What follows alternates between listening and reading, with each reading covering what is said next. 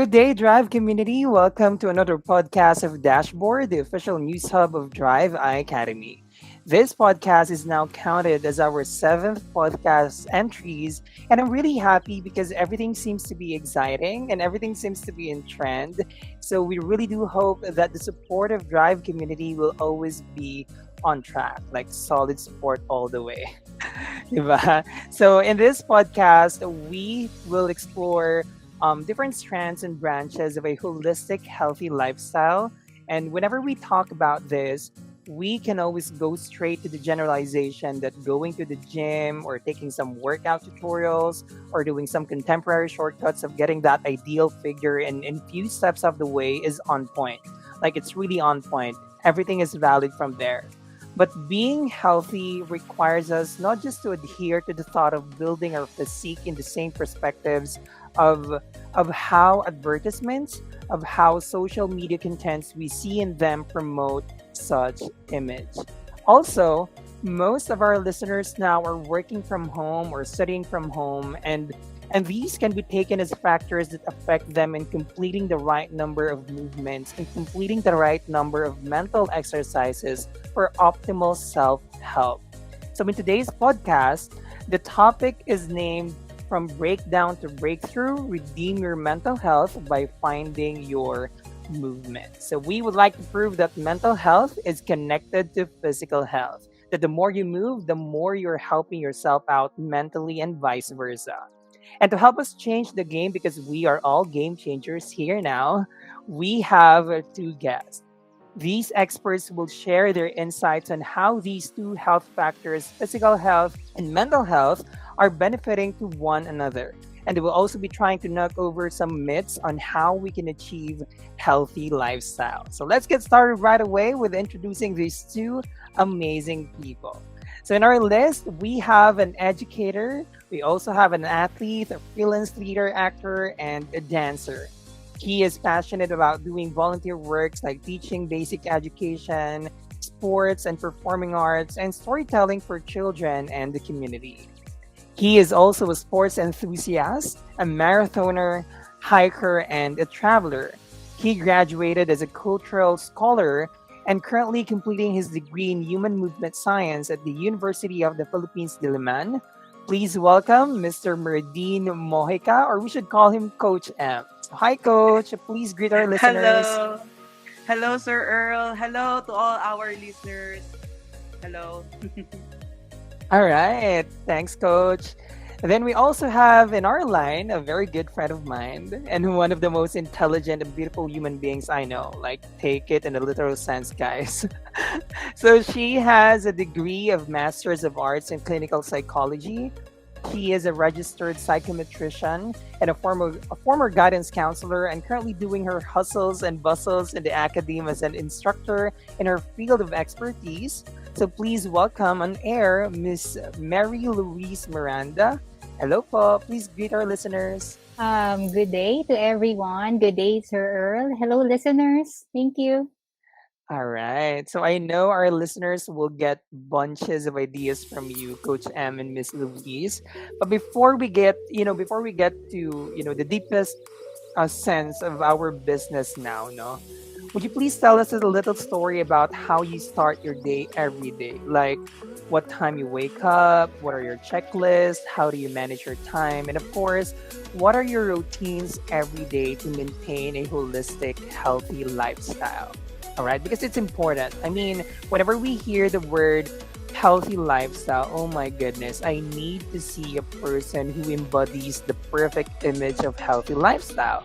So, from you guys as experts, what are your routines every day to maintain a holistic, healthy lifestyle? So, let's go first with Coach M. Hello, Sir Earl. Thank you. Actually, naka-pressure yun, no? Pag sinabing healthy lifestyle, so it means Mm-hmm. perfect yung lifestyle. So, but sa akin, um, everyday different routine kasi ako. May schedule ako na kailangan kong gawin for Monday, for Tuesday, and the rest of the days. I just make sure na yung routines or yung mga activities ko is balance. So, like for example, I do 3 times a week na exercise. schedule ko, like for example, pag Tuesday, cardio activity ako, tapos pag Thursday, body weight workout, and then pag Saturday, it's either magbabike ako, cardio, or body weight. Depende. Sometimes, kasi, most of the time kasi, umuulan pag Saturday. So, but nung summer, most of the time, ginagawa ko talaga is nagbabike ako dito around the province. And then, of course, aside from exercise, naka-intermittent fasting kasi ako. So, I make sure I eat right amount of food and of course, the right food na kailangan i-intake ng katawan. So, basically, yun na sa akin, exercise and then diet. Right. Thanks, Coach M. How about in the mental health side, Miss Well, Louise? for me, I think it's more of in a general approach in my case. I usually start my day reflecting. That's one. It's really important to me to have a reflection first for me to mindset. Okay, to mindset my mind of the things that I will do for the rest of the day. And of course, I'm having that talk to myself before I really start my day.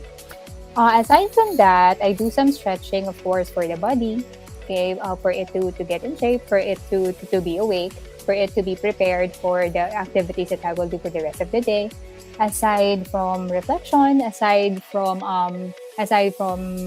simple stretching, I do as well self-talk. For me, it's really important to do the self-talk kasi doon I affirm myself. I do this every day to affirm myself so that I know that I am in touch with myself, with my inner being. Okay? And I think kasi ako personally as an introvert, I really need that. I really need that to really to go my day smoothly for me.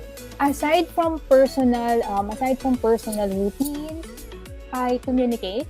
I communicate physically and physically as well as over the internet to my loved ones. I need to have some outlet. I need to still have some insights from other people despite the fact that we're in the midst of pandemic because it keeps me sane. It keeps me sane. So aside from that, I do evening walk, most especially if I feel overwhelmed or I feel suffocated because, of course, we're majority of us are doing work from home or studying from home and stuff like that. So for me to recharge, for me to clear my head and stuff like that. All right. Thanks, Miss Louise. I mean, all your answers are relatable, and somehow I'm really grateful because some of your routines, your daily routines, as our experts here right now, some of them are really part of my daily routines as well. You know, when I was first exposed to some ideas of how, let's say, how a human like us, should strive for a healthy lifestyle, I also strive for making strict time management and discipline. I always set my morning alarm clock at 4:30 a.m. to do some yoga, to do some meditation, to do some um um let's say God's time, right? Like what Miss Louise said. And yeah, some days would set up at 5 a.m., but most of the time it's 4:30 a.m. Then after that, like Coach M, I do some cardio, like 3 miles roughly for 30 minutes. And I also started being a vegan, but not that consistent, but I'm on my way. Then do some intermittent fasting at least 3 times per week. And of course, everyone can relate that at exactly 9 a.m., it's time to work and do some online hustles, then some readings and other activities as experts, as professionals in our field of expertise. Then during the afternoon, I find time to work out, like I do hit training, but most of the time core training and resistance. No, say that's really one thing that I really want to build physically. So in the leisure time, I watch Netflix. I do some readings. I read books and do some engagements outside in the safest way possible. You got to take note of that because health protocol, no? So do some engagements outdoor in the safest way possible. All right. But I don't see it all day. Like I don't really want to find myself sitting all day. And that is my definition of being healthy. But I know I'm still lacking in some sides of it, like siguro sa mental health. But on the top of everything else, no. Here's a question that everyone can relate as well. How can a person say whether or not he is healthy? So maybe let's go first to Coach M. Actually, yung word na healthy, masyado siyang big word eh. Medyo malawak talaga siya. So, in what aspect, in what perception ba yung sinasabi nating healthy? Pero for me, the idea of being healthy is yung taong walang sakit. Yung condition ng isang individual in different aspect. Like for example, physical condition, mental condition niya, and the fitness level, of course, the fitness level and the ability of a person to function. And yeah, for us to identify if we're healthy or not, medyo malawak siya. Maraming pwedeng gawin. But for me, basically, you need to, first, of course, physically, you need to identify kung nasaan ka ba. Ikaw ba ay with body size, kung ikaw ba ay mapayat, ikaw ba ay malaki.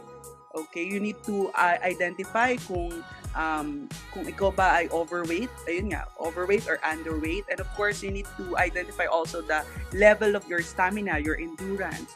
And of course, considering your body form also.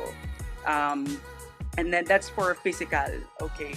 And second, I think para masabi din nating healthy tayo, we need to know our physiological condition, okay, nung condition ng ating body organs and how it works sa ating katawan.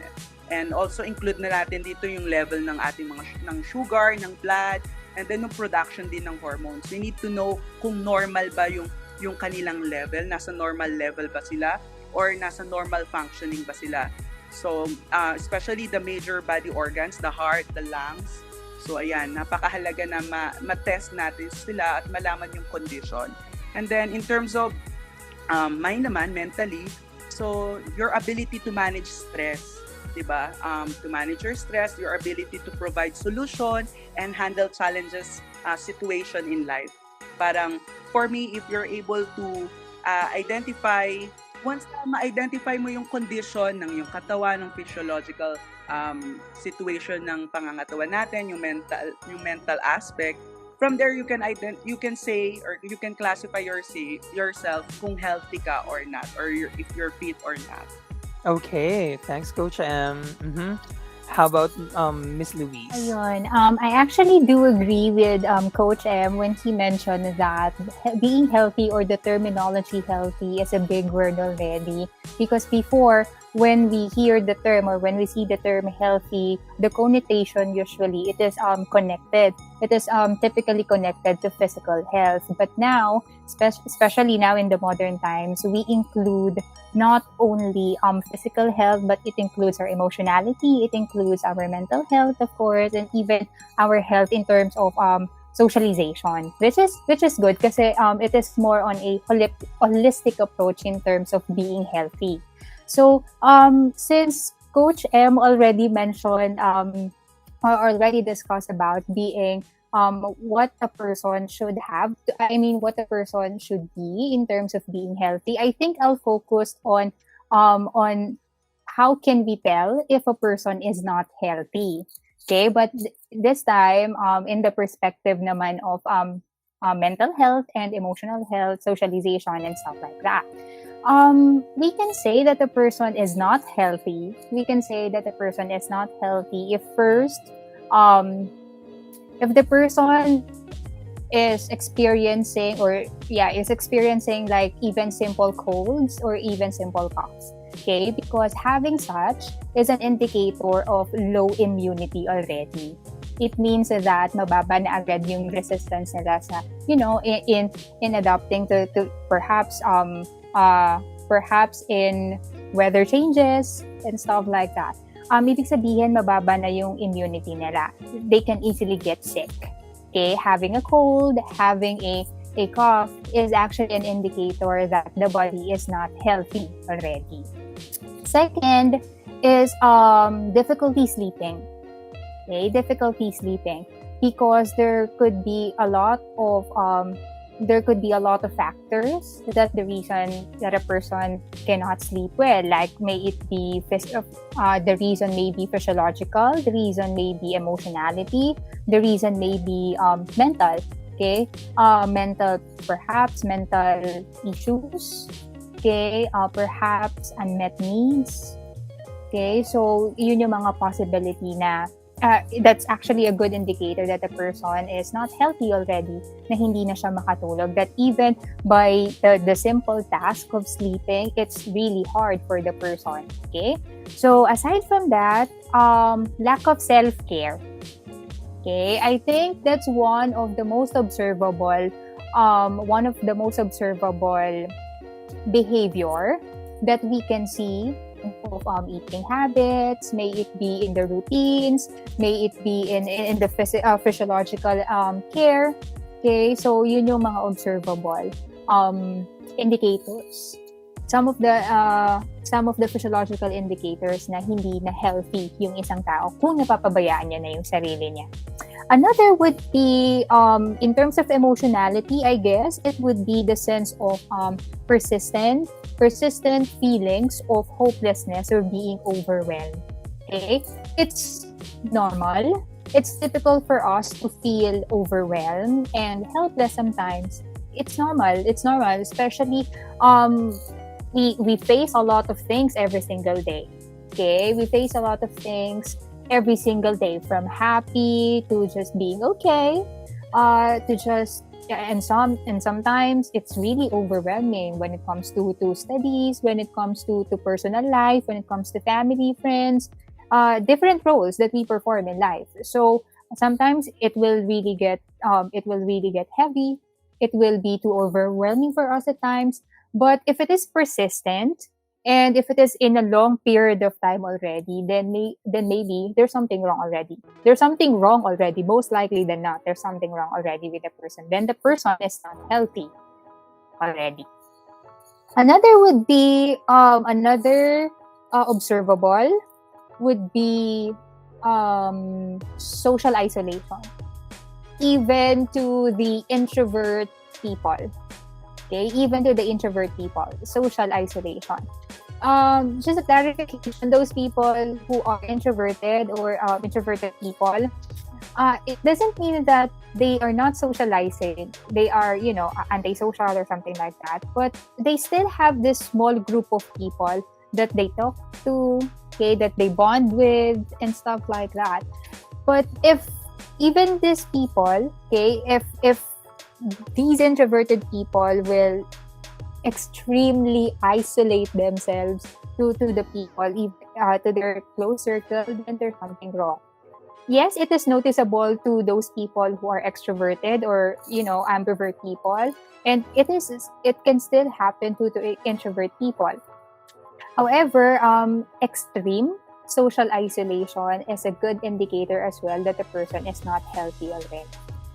So there are a lot of factors, okay? There are a lot of factors and there are a lot of observable behaviors that we can say, that we can tell that the person is not healthy already. All right.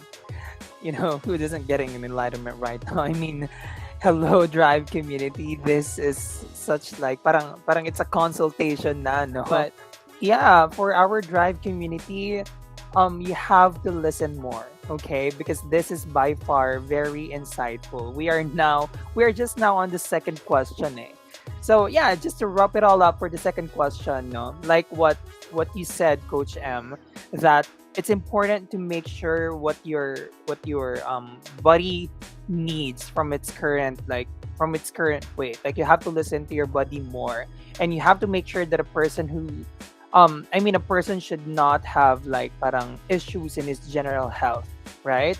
Then for Miss Louise, she said that it's important as well to make sure that our health mindset boils down to our simple yet taken for granted health issues. Like for example, we have to be more dependent on. It's the same with Coach M, no, that you have to be dependent more on listening to ourselves, but more on the mental side, no, more on the mental perspective or mental health perspective. How we handle situations, it actually describes the strength of our mental health. Although it is true that these factors have, let's say, distinct impact on our thrive to a healthy lifestyle, but there is also a proven basis that mental and physical health, if they are if they are found to be connected in all aspects of what we do, we can further discover an optimum lifestyle, right? But there is this next question. How can we say that these factors, like the mental and physical health, should be working hand in hand to achieve a real healthy lifestyle? So let's go first to Coach M. Yes, thank you for that question, no, Sir Earl. Napakaganda, or it's very important for us to know how these two factors work hand in hand for us to be healthy. In terms of movement or physical activities that we do, it helps our body, of course, to grow, to gain strength, diba? To become more stronger. And it also develop its form. It helps our muscle to have form, and but it also helps your mind to become more focused and gives you positive emotions. And kasi this what is happening in our brain kapag gumagalaw tayo eh. When you do movement, there is there is a secretion of hormones in our brain that creates chemical reaction to our body that controls our emotion and the way we think. So ayun ang nangyayari. Kapag gumagalaw ka, ayun yung epekto niya or ayun yung chain reaction nito sa ating isip, 'di ba?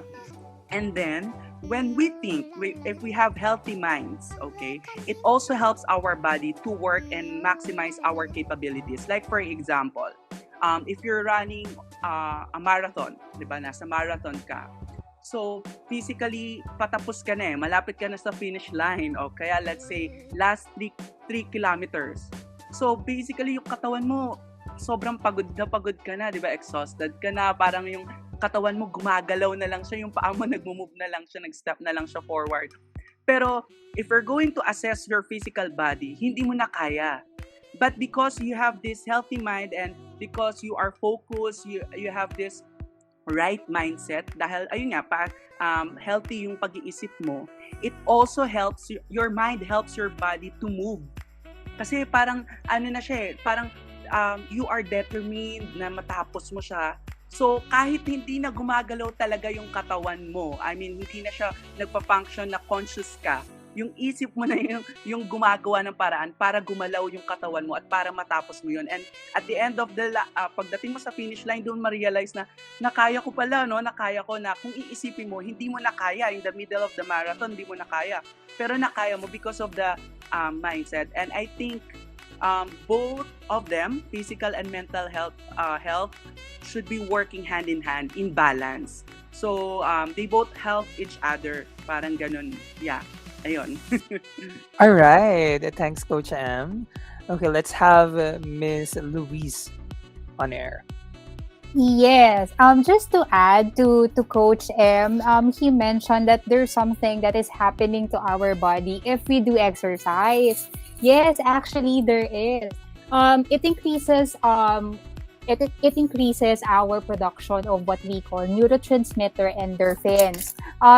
Just for our listeners who do not know what neurotransmitter is actually a chemical messenger in our brain. And one of which is endorphins, wherein these endorphins or these endorphins that we are talking about is that it improves our well-being, it improves our feelings, it improves our mood. It is considered actually as a pleasure neurotransmitter. And aside from that, it has this what we call analgesic properties. This analgesic properties is actually it lessens our reception to pain. Okay, it doesn't mean that you will not feel pain. All right, it doesn't necessarily mean that you don't feel pain. It's just that your reception to pain or your pain tolerance is high. If you have increased production of endorphins because of its pain, they are receptive to pain. But those people who have high level of endorphins, specifically those people who are really physically active, their pain tolerance is high, and at the same time, their reception to pain is low. That's why their general well-being is good, improved, and at the same time, they are generally happy. Okay, that's the wonder of the neurotransmitter endorphins. That's why, if you're feeling blue, if you're feeling to our listeners, if you feel suffocated or too overwhelmed at times when you do your work, when you do your assignments or any academic requirements, if you're feeling overwhelmed, okay, do any physical activity. Tap the wonders of endorphins. Tap the magic of endorphins for you to improve your mood, for you to improve your feelings at that point or at that moment. It, diba? I'm learning more. I mean, for our Drive community, I'm with you guys. I'm just a host here. I'm not the expert. I'm also learning from these two people, no? Like these people on air are spewing knowledge I really don't know about. Okay, or you just have to compose yourself. Okay, I need to compose myself. All right. So, yeah, I mean, I can get from your responses, no, that physical and mental health, of course, are indeed important as part of our daily routine, as human beings, because along with the way, these two help each other. They back up each other, right? Like in the mental health, it backs up our will to do some workout, because if we do not have the proper mindset to get things done, then we're stuck in planning all throughout, right? It's very impactful, but let's elaborate more about in the mental health perspective. I think Miss Louise would like to add something. Yep. Yes, I would like to add something.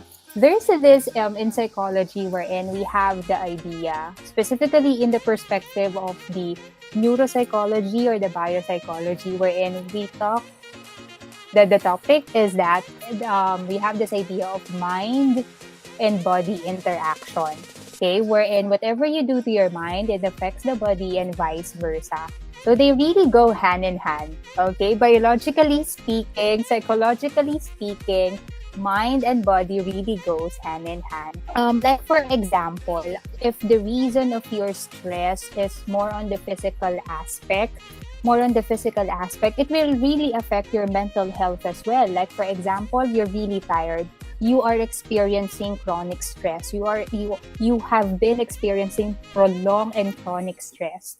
Okay, because most of the time you're physically tired. You're physically tired. You don't get enough sleep. You don't get enough rest because you've been really working so hard perhaps for the past couple of days, for the past couple of months. Okay, it's when we talk about persistent, when we talk about chronic, it's really been for a long period of time.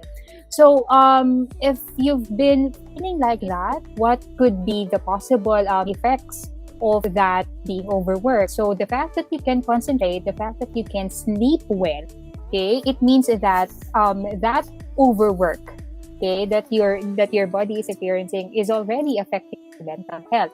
And if you will observe those people who have been who are overworked, they tend to experience they tend to be sensitive.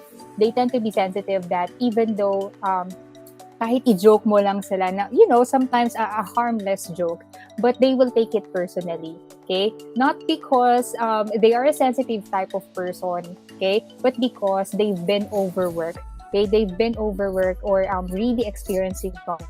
Kumbaga, nagiging sensitive sila because of their current condition, current physiological condition na hindi na naapektuhan na yung mental health nila. Aside from that, so in the perspective naman, like for example, the reason that the person stress, okay, it is because of a certain unmet needs, okay, unmet need, or on the psychological perspective, okay, yung cause nung stress nung tao or yung hindi pagiging okay ng tao is more on psychological in aspect. I mean, psychological in nature. Like for example, low self-esteem, low performance perhaps in the academics or at work. Okay, so it will have a physiological effect to the body. Physiological effect to the body, like the person might lose motivation. Aside from that, the person not only motivating, like for example, who have been doing this healthy lifestyle, naka-experience ng setback, naka-experience ng not a not favorable situation and something like that. So there's a possibility that they will slack off to their healthy lifestyle and things like that. Examples that I provided are really good examples of what we call the mind and body interaction. Okay, so they really go hand in hand. You cannot separate mind to the body and body to mind. All right. Drive community, you better lend your attention and really prolong it until the end. Because, the same thing goes with my reason why I started my weight loss journey months ago. Like, I really understand how and say physical and mental health no are really connected to each other, and it makes us believe that the power of discovering the harmony of these two factors will help us along the way, like in every aspect of life.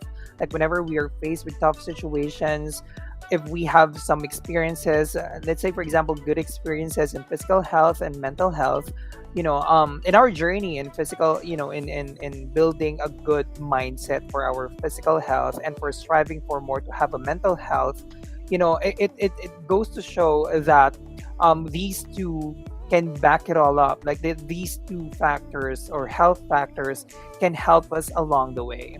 It's this is really an impactful and really relatable topic for me because I myself is also a proof of how mental and physical health works. Well, I'm not saying that I'm the perfect image of that. Like, I mean, yeah, I'm still on the journey, but I did. I mean, I indeed apply these suggestions from and yeah, I did some application on what I learned every step of the way, like in the mental health and in the physical health. So yeah, just to give you a story, well, months ago, I weighed like 188 pounds and I'm way overweight. But today with somehow dedication or some amount of dedication and some push throughs on the side, like calorie deficit, cardio trainings, fastings, and bunches of tactics to get where I am now, I now weigh 138 pounds and truly losing like 50 pounds. I am really really happy with it. But a lot of people know, this is a personal story. A lot of people say that my journey in losing weight is quite, what do you call that? Parang drastic.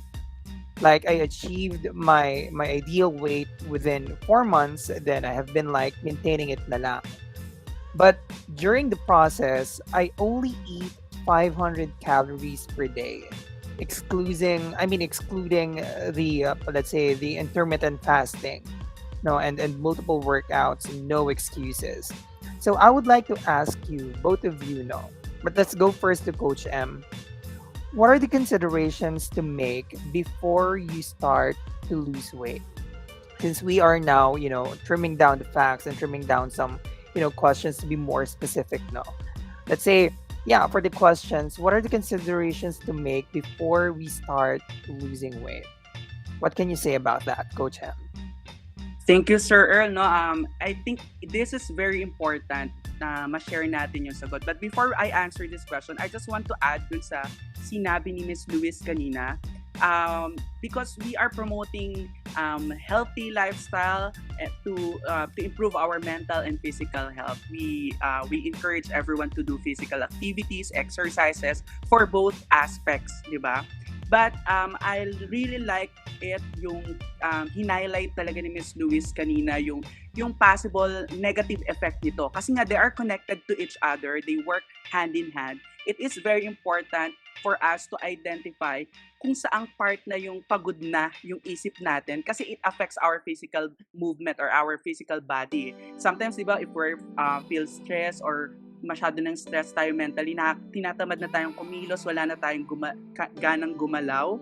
And then if we are physically tired, di ba, we're not able to think properly. So, ayun lang, sa akin, sa sinabi kanina ni Ms. Lewis, it's very important to balance din. Di ba? Hindi porke the physical movement or physical exercise helps to develop or maintain good health, mental health condition, gagawin mo siya, ipupush mo yung sarili mo.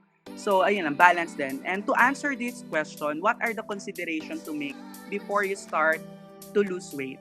Um, Actually, I have 3 points. Number one, about your body. You need to know your body. You need to understand its abilities.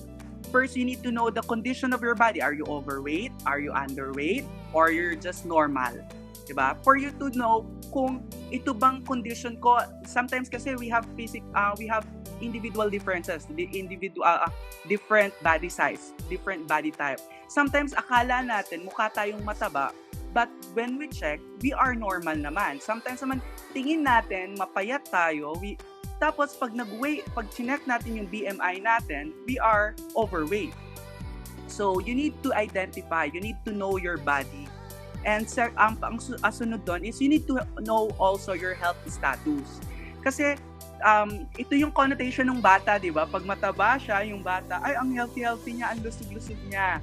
So, ayun yung connotation natin dati. Which is, I think, dapat na-i-explain sa atin na yung body size ay dumedepende, ayun nga, sa age. May mga body size na hindi na appropriate for that specific age. So, you need to know your health status kasi baka hindi mo alam, may sakit ka pala na ganito, kaya pala ang effect nito ay nag-gain ka ng weight, or kaya may something with your internal organs or with your body system na ito pala yung problema, kaya pala hindi ka tumataba. So, may mga ganong klaseng bagay. So, you need to know and understand your body and of course, your abilities. If you know that you have weak, like for example, weak arms or weak legs, of course, if you want to lose weight, of course, ang po-provide sa'yo dyan, exercise, program, diet. So, you need to identify your abilities. Are you able to parang kaya mo, malakas ba yung arms mo for you to do that specific activity or exercise? Malakas ba yung legs mo? O malakas ba yung respiratory system mo for you to do that? Baka kasi hindi nagmamatch sa'yo yun. So, you need to consider that. And second point is knowledge about diet. Kasi if you want to lose weight, it's not just about the physical exercise that you're going to do. You need also to consider the diet, the food intake that you have. So, for me, ang principle na pinapractice ko dito is eating the right food and eating the right amount of food. Kasi I always say to my students and to my friends, food that we eat is like a fuel. Kung tayo ay isang engine, tayo isang sasakyan, yung pagkain, yung gasolina natin para tayo gumalaw, para tayo mag-work. Diba? If you think na ang kinakain mo, like for example, you eat a lot of food, but they are not the right food for you to take. So, kahit anong dami ng kinakain mong pagkain, kung hindi naman siya yung appropriate food na kailangan ng katawan mo, yung nutrients na kailangan ng katawan mo, walang sense. Like for example, kung ang makina ng sasakyan ay kailangan ng diesel, pero ang nilalagay mo ay tubig, di ba? Kinakargahan mo siya ng tubig. Do you think magwo-work ng maigi yung sasakyan? Hindi, di ba? Kasi nga, hindi iyon appropriate food or nutrients na kailangan niya. And then the right amount, like for example, if you're going to, like for example, you're going to do a workout na 3 hours, pero ang kakainin mo lang pagkain ay parang 3 subo ng kutsara o 3 subo ng kanin. Do you think for 3 hours na workout, it's enough for you to maintain yung ganong energy sa paggawa ng workout or sa paggawa ng exercises? No. So, I think, ayun nga, number 1, you need to know your body. Second, you need to be knowledgeable about your diet. And when we say diet, I think we need to understand that, yun nga, we have individual differences. We have different body types. We have different age. We have different weight and body type. So, you need to identify what is the appropriate and effective diet for you. Kasi like for example, I heard this from people na gusto kong pumayat, hindi ako magra-rice. Yes. Kasi nung isip nila, yung rice, dahil malakas silang mag-rice, ayun na nagpapataba sa kanila at ayun na nagpapabigat sa kanila. Tapos nag-exercise sila. Tapos tinanggal nila yon. So, parang for me, there's something wrong. Kasi rice is, ang nutrients na nakuha natin sa rice is carbohydrates. And then carbohydrates, ito yung energy dito kumukuha ng energy yung katawan natin. Kapag tinanggal natin yung totally, manghihina tayo. Paano natin masusustain yung magandang exercise program para mag-lose weight kung tatanggalin natin yun? And the worst thing, kapag nangyari na wala tayong energy, possible pwede tayong ma-injured kasi wala na tayong lakas eh. Baka pagbuhat mo ng weights dahil wala kang lakas, mabagsak mo siya.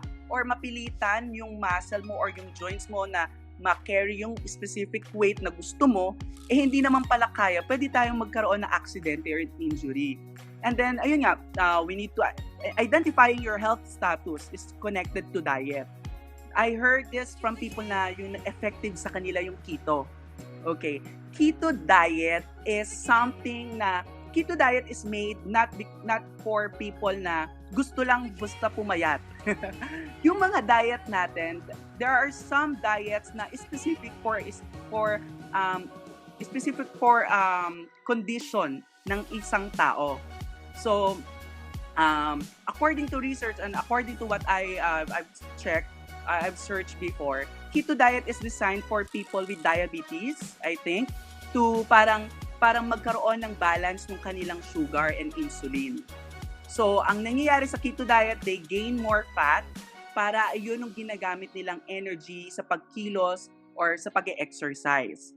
So, kumbaga, nung mga excess fat sa katawan nila, na-burn nila at ayun yung ginagamit nilang energy. So, they less or wala silang, how do you call this?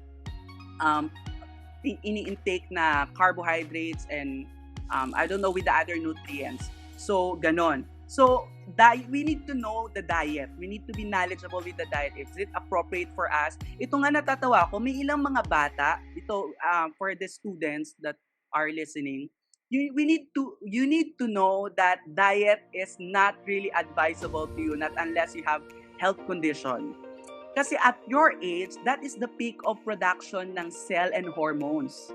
Nandiyan yung production ng growth hormones and everything sa katawan natin.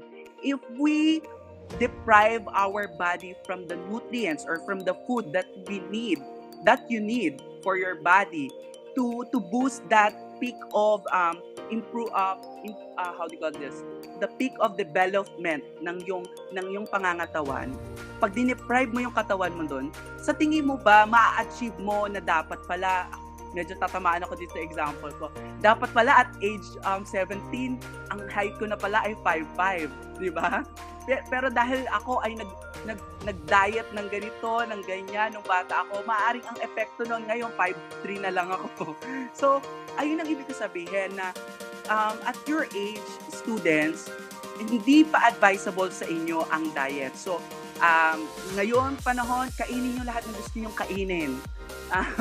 Kasi, ano yan parang storage yan Pag nasanay yung katawan ninyo na ayun na ini-store yung nutrients sa katawan, sa immune system nyo, sa katawan ninyo, masasanay yung katawan nyo at sila na yung magpo-produce ng mga ganong nutrients or hormones sa katawan na kailangan niya. Kasi, kumbaga nakapag-imbak ka na ng nutrients sa katawan So, parang ganon. And of course, the last consideration is lifestyle. This is very important. Medyo practical na to. You need to consider your lifestyle. You need to consider your routine. If you want to lose weight, of course, you need to change your sleeping habit. Diba? Hindi ka pwedeng magpuyat. Hindi ka pwedeng matulog lang ng 1 to 3 hours. So, kailangan may enough sleep ka and rest. Kasi when you do exercise, and because you want to lose weight, you will do physical activity and it's tiring.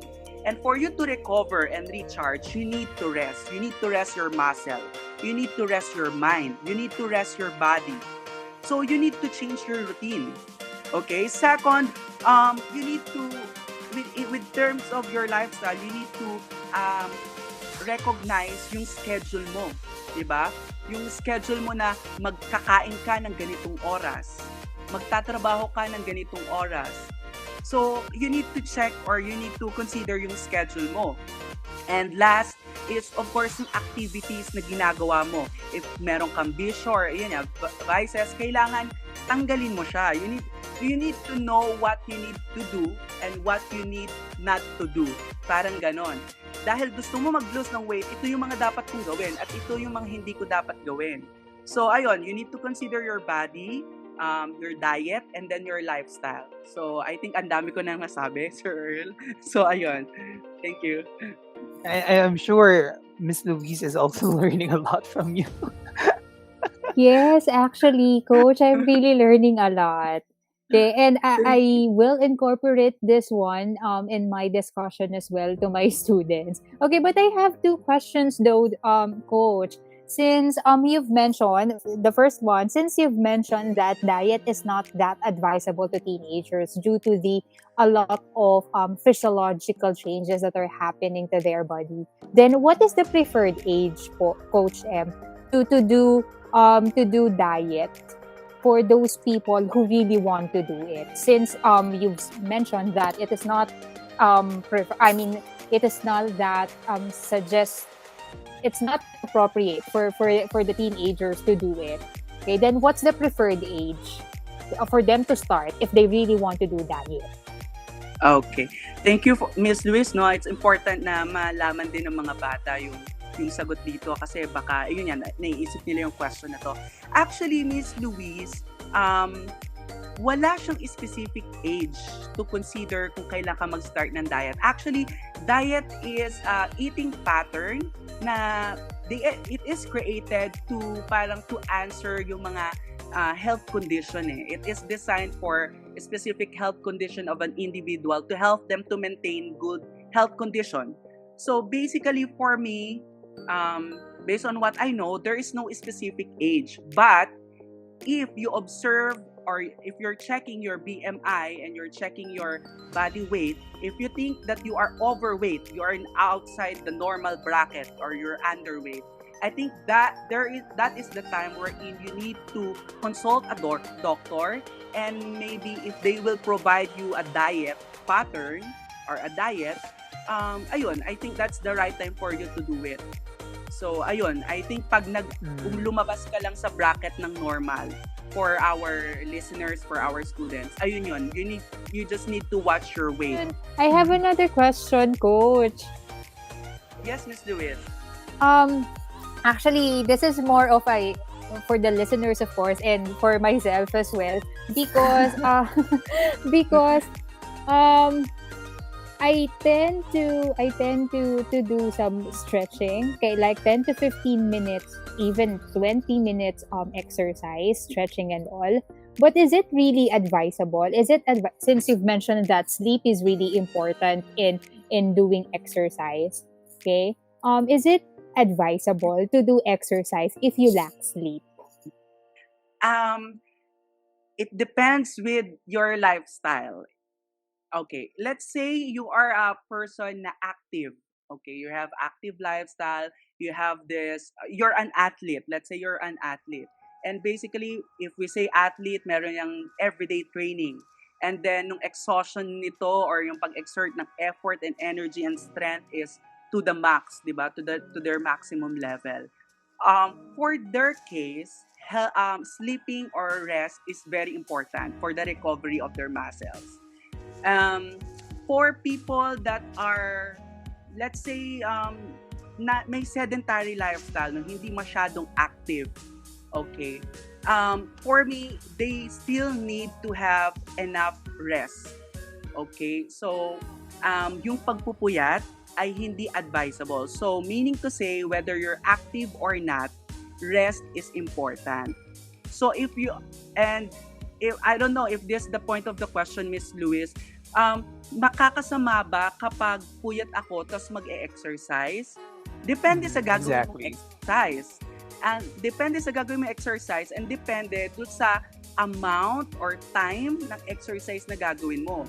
Kung ikaw ang mag-exercise, let's say 1 to 2 hours or 3 hours and hindi naman sana yung katawan mo tapos puyat ka, most probably magkakasakit ka or magkakaroon ng effect yun na sasakit yung katawan mo after the exercise, or worse, during exercise, you might experience injury or accident. So, ayun yung pwedeng mangyari.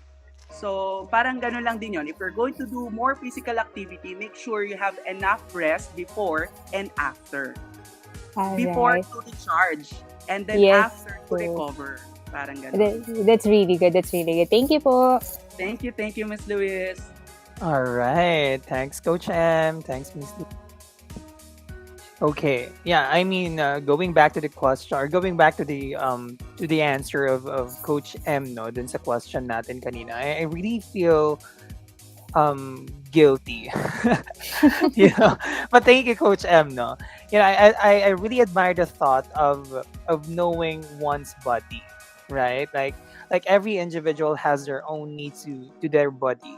Like although we have like parang general guidelines no to be healthy, but it's important to listen to the capacity and to what your body has been telling you. Like for example, in my journey, in my personal journey, my journey has required me to make my thoughts strong. Like most of the time we believe that our thoughts are really powerful, but it goes to show that our present thoughts are building our tomorrow. Parang it builds our future life. Like whatever you think, it happens. Whatever you feel, it will manifest. So we better not to underestimate our thoughts, and the sooner that we start our ways to become better physically, our mental health also benefits. Kasi yun yung responses kanina, like both are indeed connected to one another. There is a strong correlation between mental health and physical health. Okay, so let's try to expound the idea from that perspective. So, Miss Louise, I know you somehow answered this question, no? But if you want to add more, how do exercise and diet affect the functioning of a person mentally? Okay, so aside from the mind and body interaction, that there's really a causal relationship between the mind and the body and vice versa. Aside from that, um, aside from the mind and body interaction, mm, being physically active, being physically active improves blood circulation. Okay, being physically active really improves blood circulation, and that's good. Having a good blood circulation is actually good for the mind. Okay, because the uh, it supplies the substance to that needs to be processed for the mind to function well. Okay, one good example of this would be those people who are really stressed. Okay, those people who are really stressed, or those people who can't think well. Yung mga ano talaga, overwhelmed perhaps. Okay, there's really a lot of things that are going on in their minds or maybe in their life. Okay, they can't really think well. That's why their decisions are poor. That's why their performance are poor. So relatively speaking, whatever they do, if they're overworked, if you can't really think well, okay, it means that you're not good, you're not healthy. Okay, it really improves. That's why it is suggested. It is recommended for you to do physical activities, okay, because it really improves the blood circulation. Specifically, it sustains the oxygen in the brain, and importante talaga siya sa brain functioning. Okay, that's one. Another would be, I would like to add to what Coach M had mentioned a while ago when it comes to the food. Okay, we should know the food. We should know what the body needs.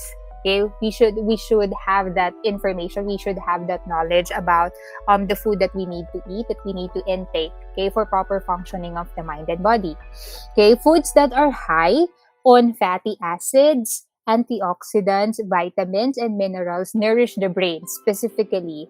Okay, and it keeps us from what we call the oxidative stress. So you might be wondering, specifically our listeners, you might be wondering, ma'am, what's the oxidative stress? The oxidative stress that we are talking about is actually the waste produced by the brain when it uses the oxygen. So of course, again, just like what I've mentioned a while ago, oxygen is really important for our brain to function well. And of course, the waste, Okay, the waste of the brain when it used already the oxygen, okay, we call that as oxidative stress, and it needs to be removed. It needs to be flushed out. Okay, because if not, it will really harm our brain, specifically the neurons or the brain cells that we have. And the brain cells are important in terms of relaying the message within our brain. So if our nerves, okay, or should I say, if our neurons are not functioning well, not transferring or transporting the message well in our body, then we can function well in general. Okay, so yun yung um, observable na makikita natin sa tao, that if a person, okay, that if a person is not functioning really well, then maybe there's something wrong already to the brain of the person. Okay, so that's why we need to eat. Okay, to eat food that are high with the fatty acids, antioxidants, vitamins, and such. All right. Okay. Thanks, Miss Louise. Okay, Coach M. Yes, thank you Miss Luis dun sa mga nabanggit ni Miss Luis, no. Sobrang helpful 'yon para sa ating mga listeners. Just to add on lang sa sinabi niya, on how do exercise and diet affect our mental functioning. I think we need to understand na hindi lang siya basta exercise and diet. I think it's very important yung appropriate exercise. Kasi like for example, I met some people na parang napipilitan lang gawin yung exercises because sa mga kasama niya, sa mga kaibigan niya, or dahil ayun yung pinapagawa sa kanya, and di niya na-enjoy. Sometimes, it add more stress. So, hindi porke nagmo-move tayo, nagiging happy tayo or nagiging mentally healthy tayo. Sometimes kasi nauuna yung isip natin dahil hindi natin gusto yung ginagawa natin. Parang ayun yan, aapektuhan din yung body natin, yung movement natin. So I think for me it's very important to choose appropriate exercise for us to optimize kung ano talaga yung benefit ng movement kasi mahirap yung ginagawa ng katawan mo na ayaw ng isip mo. So ayun. And just to add on sa sinabi ni Miss Luis, ayun nga, it helps also in production ng good hormones sa atin, sa katawan natin, improve our focus, mental toughness, and decision making. Kaya if you observe, 'di ba, yung mga athlete, yung mental toughness nila napakataas and they can decide immediately during their game kung ano yung dapat nilang gawin, ano yung mga dapat nilang play na i-execute para manalo doon sa mga competitions. And I think doon sa diet, we need to be reminded na correct diet. Kasi if the diet that we're doing is not correct, of course, nung supply nung nutrients ay hindi enough or hindi tama. So paano magpa-function ng brain natin kung ang sinusupply natin sa kanyang nutrients ay hindi niya kailangan. So hindi rin siya mag-work kahit ang daming good hormones na endorphins na nandiyan, mapapasaya tayo. Kung hindi naman healthy or useful yung kinakain natin or yung sinusupply nating pagkain sa katawan, it's nonsense. So ayun, for us to para mas maging healthy yung ating mind and our body, by doing exercise and diet, let's choose appropriate exercise and correct diet. So ayun. Okay, so thanks, Coach M. Thanks, Miss Louise. No, I like that. Like, I would like to focus more on the calorie intake. No, kasi kanina you've mentioned about the proper diet and the food intake. No, also, I just want to add something that I've learned all throughout in my journey, that we have to break the stigma that carbohydrates ruin the whole process. Like, carbs are really important. I mean, it is an energy booster. Like, it's just that we have to put everything in control. Okay, but also trying to divert more on the mental perspective. No, like, yeah, like what Miss Louise said, that good living from our perspective, no, it means following a lifestyle that is full of, let's say, for example, full of learning, and one that includes the enthusiasm and the thrill to to better, or to feel better what is already available to us as human beings, as individuals. No, kasi after all, it is we who are let's say who are responsible for creating the kind of life that we wish to lead. Parang your life is your choice. Parang ganun siya. Now, going back to Coach M, I think this question is not only for our students, no, but also for our for the drive community, particularly to our success coaches, no, out there who would like to start their journey to be healthier. Because I know somewhere out there, kahit wala silang sinasabi, they have this kind of parang, let's say, restriction kasi nga they're too wrapped up with their professional endeavor, that like they see it all day because it requires them to do so. But Coach M, what is a more effective way to lose weight? Doing exercise or following a diet? And also, and what are the common problems why people are being inconsistent with their exercise routine and diet? Okay, thank you. Very interesting yung mga question mo ah. So actually, with the first question, what is more effective to lose weight? Doing exercise or following a diet? Actually, Sir Earl, this are common question ng mga friends, ng mga students, and then colleagues. And kasi, 'di ba, pag yung mga colleagues, yung mga friends na busy, effective ba pag nag-diet ako para mag-lose ako ng weight? Or sa mga ano naman, maraming free time, sabi na, okay na ba mag-exercise na mag-exercise? Mas effective ba yung kaysa mag-diet? Kasi takot silang, ma-deprive sila sa pagkain eh. So actually, nakakatuwa kasi marami nga nagtatanong sa akin ito. And my answer is always like this. Actually, there are more effective pag ginamit mo sila pareho or pag ginawa mo sila pareho. Kasi there are instances, there are people na nag-lose ng weight because of diet. Okay, there are some with the advice of their doctors na they need to change their diet. It's because of their health condition. Kumbaga, to normalize yung kanilang health conditions, kailangan nilang i-change yung diet nila. So, nagwo-work sa kanila yon. But there are some person also na pumayat sila because of doing exercise. Okay? So, hindi sila nagda-diet, pero exercise sila ng exercise. Pero yung body form nila or yung pag-lose nila ng weight, sometimes hindi magandang tingnan. So, there are pros and cons, and then there are things na kailangan i-consider kung ikukumpara natin yung diet and exercise. But ako, personally, I always answer na kailangan, they should work together. Kasi nga, katulad ng analogy ko kanina about sa sasakyan, di ba? Yung food kasi, it's the gasoline of our body. And then yung exercise na ginagawa natin, ito yung mechanical function. Hindi naman pwede yung sasakyan mo or yung katawan mo, mag-charge ka lang na mag-charge ng gasolina. Tapos puno na yung tangke mo, lagay ka pa rin ng lagay ng gasolina. Ano ba yung possible na pwedeng mangyari? 'Di ba? So hindi siya maganda, hindi siya healthy. And hindi naman pwede na puro ka lang takbo ng engine, ng makina, pero hindi enough yung sinusupply mo na gasolina. So paano mo ma-maintain yung magandang program to lose weight kung wala kang energy para gawin yung program? So it's nonsense. So ayun, I think it's more effective kapag dalawa natin silang ginawa. And ayun.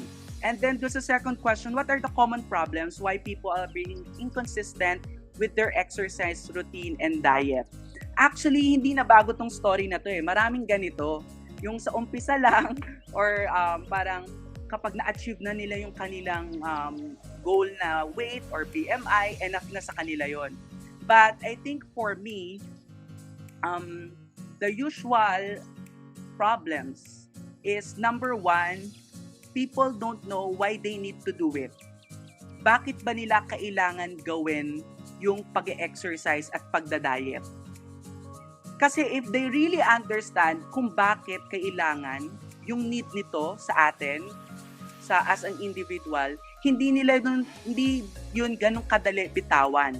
And then if they are doing it by heart, okay, magiging part na yun ng kanilang lifestyle eh. Kahit hindi nila nagsabihin or hindi nila isipin, automatic yung katawan nila gigising ng maaga, matutulog ng maaga, or may enough na oras ng tulog. kakain, kung pupunta sa cafeteria, bibili ng pagkain, automatic ang titingnan at makikita ng mata mo yung mga healthy food.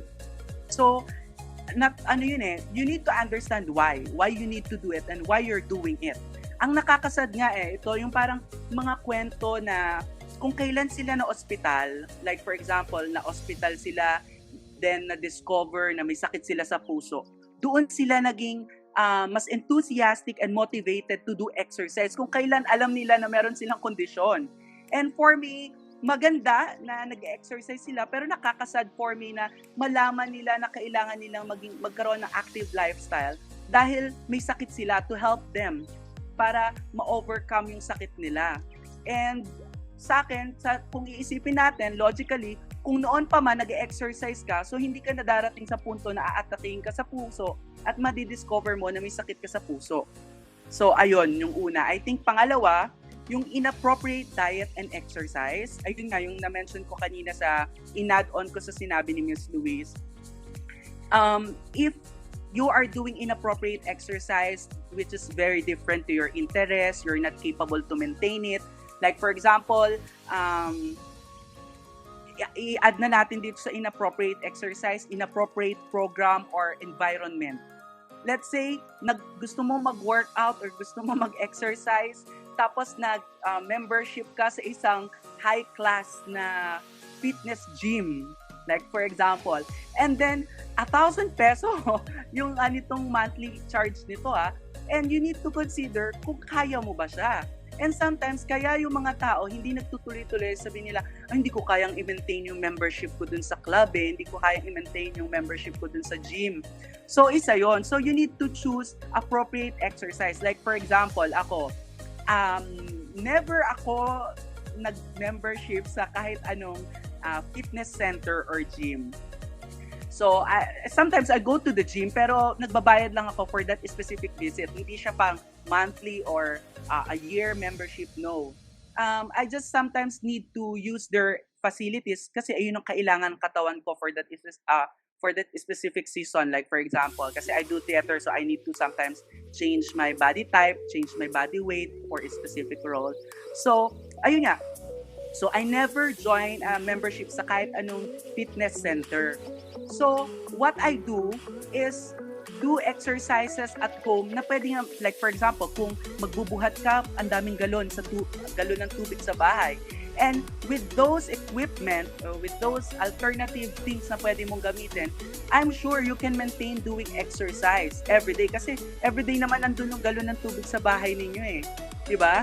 I-add na natin yung inappropriate diet.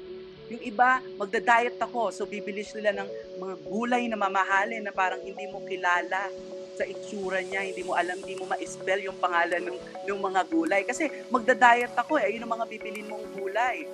And because, number one, they are expensive, hindi nila ma-maintain. And just for the information of everybody, yung nutrients na nakukuha sa mga gulay or sa pagkain na kinakain natin, ay maaari ding makuha sa ibang mga klase ng pagkain na mas murang halaga. Diba? Hindi porke makita natin na ito, nakikita ko to, kinakain to ni ganitong kung sino mang personalidad or tao. Diba? Sasabihin mo, healthy yan. Hindi natin alam, mas mura pala na gulay or pagkain na mas mataas yung content ng nutrients kumpara doon sa binibili mo na broccoli or kung ano mang pagkain yun. Diba? So, bibili ka ng lemon, pwede naman pala guava, rich in vitamin C. Bibili ka pa ng mamahalin kung ano-anong supplement, yung sa backyard nyo pala, meron lang bayabas or kalamansi na pwedeng mapitas or may kamatis pala na tanim sa kapitbahay na pwedeng mo mahingi. So, yung mga ganong klaseng bagay, we need to be practical din kasi. And I think ito yung isa, malaking factor bakit hindi nagtutuloy-tuloy yung mga tao sa exercise and diet nila. And pangatlo, so yung willingness, ayun yan, na-mention ko kanina, yung willingness to do it and not to do it. Kasi kung hindi ka talaga willing, nahila ka lang ng barkada, ng mga kaibigan, and ayun nga, parang napipilitan ka lang sa ginagawa mo, hindi mo kayang i-give up yung pagsisigarilyo or pag-inom or yung pagpupuyat mo, hindi mo siya kayang i-give up for exercise and diet, hindi ka talaga magiging consistent. Hindi mo talaga mapupush yung sarili mo na i-continue yung program. So, ayun lang, na una, hindi nila alam yung importansya, why they are doing that. Pangalawa, inappropriate yung diet and exercise na ginagawa. And pangatlo, hindi sila willing at all. Kumbaga, napilit lang sila or na-push lang sila for some time. Ganon. So, ayun. Thank you. Alright. Medyo natawa ako dun, no? I mean, yeah, let me just take this opportunity to apologize for those people who have asked me about diet and turned out I just gave them the wrong advice. I just kidding. I mean, I medyo nakarelate ako dun sa part na yan that, yeah, aside from thinking that you have to strive for more to have a healthy lifestyle, you also have to think that hashtag tipid tips, no? No, you just I mean you just have to stop buying foods that you can't even pronounce just to be fit. Alam mo 'yon. Yung hindi mo na kilala yung food na 'yon. Pero sabi ni ganito, sabi ni ganyan, you have to eat this for you to become, a healthy human being, 'di ba? Right? I mean, yeah. Do you find it on point, Miss Louise? Yes, actually, I really do. Not because I can relate, but I actually observed what Coach M had mentioned. Yung just because that person see particular figure is doing this, is doing that routine or exercise or diet, I will do it as well. No, it's not. It's not actually. It's not like that. But it should be, of course, what your body needs, and of course, it should be suitable for you. Okay? And that you can maintain. Yun naman yung importante doon. All right. Yep. Mhm. I mean, yeah, from all your perspectives, no. Why did I ask you that question, Miss Louise? I mean, why am I asking you that question? You're not even trying because you have never been required to do that. You're fit, right? Both of you are fit. Okay. Grabe. Uh, yeah, all your responses, your advices, I'm actually putting everything on my list right now. Like, parang, it add up some information, no? Kasi I have this kind of list, no? In to-do list to become healthier, from eating healthy foods, do some workouts, and a lot of things. Anyway, I kind of do the same thing, but I don't have that very consistent plan for that. Luckily, it never affected me. But here's the question, no? There have been tons of social media contents about versions of a healthy lifestyle, and these content creators, no, in different social media platforms, whether some or several of them are very successful in persuading their viewers. And as experts in this discussion, no, Coach M and Miss Louise, how would you guide our listeners to follow what's only objective and scientifically and safe ways to achieve a healthy lifestyle? Maybe let's go first to with Miss Louise. Okay. Actually, I have 3 points here. I have 3 points to say. First, of course, just like what the first one, just like what I've said a while ago, know what your body needs. Okay, just because your favorite vlogger, just because your favorite artist is following this diet, following this exercise, following this meditation and all, you will do it as well. No, know what your body needs, know what you need, then do it. That's one. Another is that it is important to do research. It is important to do research before doing something. Okay, may it be in exercise, may it be in food. Okay, do proper research, specifically the advantages and disadvantages of it. Okay, may it be a diet, may it be the routines in exercise. Do advanced research, okay, to explore the advantages and disadvantages of it, and make sure, of course, in doing research, in doing such, make sure that the information that that where you're getting this information from, okay, are credible sources. Okay, because of course there's a lot of trolls, there's a lot of public figures now that they're just using this information for them to gain to gain perhaps fame, perhaps to get money. Okay, that's why those information should be coming from credible sources. And thirdly, and I think this is the most important in the perspective of psychological perspective. Okay, it should be a healthy, decisive, and committed decision on the part of the person who really wants to have a very holistic, healthy lifestyle. For what reason? It must be healthy, decisive, and committed decision for the reason that it should be a personal decision that you're doing it for you to feel better, for the betterment of yourself, okay, and not because it is coming from unhealthy decision. Like for example, looking good for other people, okay, looking good for other people, because there's a tendency that when you achieve that ideal physique that you got, okay, there's a tendency that just like what Coach M had mentioned is that you will slack off, okay, because you achieve already what you want to achieve. You will slack off. Okay, ito na pala yung body figure na gusto ko. Then I will not do exercise anymore. I will not feel healthy anymore because I achieved it already. So what's the point? Okay, so because it's an unhealthy decision, it is coming from a very unhealthy decision, then there's a tendency to slack off. Aside from that, there's a tendency to overdo it. Okay, so there's a tendency to overdo it. And aside from that, it may lead to serious consequences. Like it could be like in terms of diet, it could lead to different eating disorders. Okay, it could lead to other somatic conditions like nagkakasakit ka na pala because of the diet, because of the exercise that you're doing, because it's coming from a very unhealthy decision, unhealthy reason why you're doing such. Okay, that's why if you're gonna really go into this, maybe diet, maybe exercise, double check.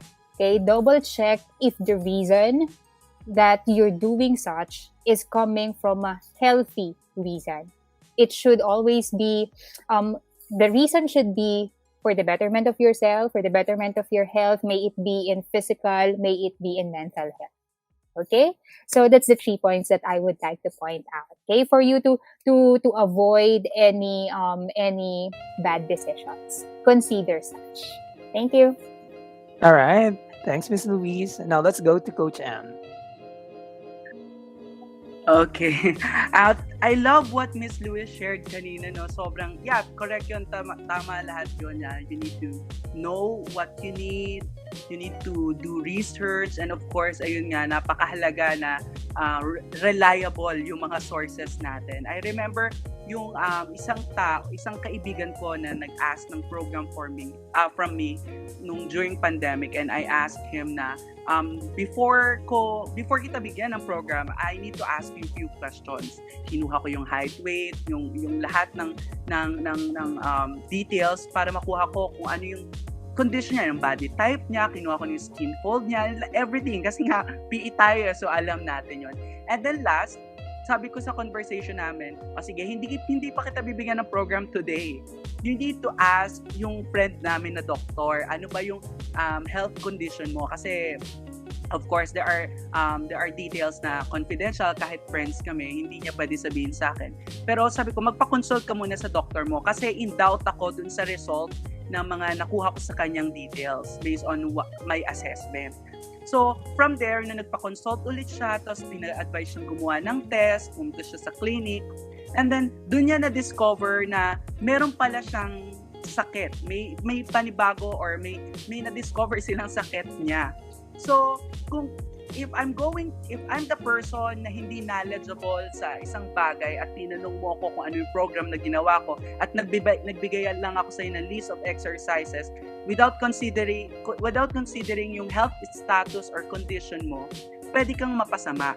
And ayun nga sabi nila, bakit napakamahal maging healthy? Actually, hindi naman mahal kasi kung magpapakonsult ka sa doctor, kukuha ka ng expert para sa coaching mo sa exercise or weight, sa pag-lose ng weight. Kung para naman sa kalusugan mo yon, I think hindi siya mahal. Kasi basically, iyan yung iyong puhunan in everyday life, sa trabaho mo, sa career mo, sa pag-aaral mo. It's a good investment in short. And just to add on about dun sa health, dun sa mga nakikita sa social media ng mga bata, I think there is a misinterpretation because of there are some influencers, because there are some celebrities na nakikita natin pag nagpo-post sila sa mga posters or pictures, sa billboard, sa video, pag nag-topless sila, ang ganda ng physique nila, may abs, may chest, may bicep, triceps, tapos yung mga girls may curve. Tapos ayun yung nakikita nila. Ang iniisip nila, pag ganun yung body type mo, pag ganun yung body portion mo, healthy ka.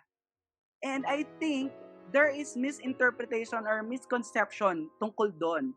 Not all the person na may body form, may abs, ay fit and healthy. Maybe, yes, they have form because of the specific exercise that they do.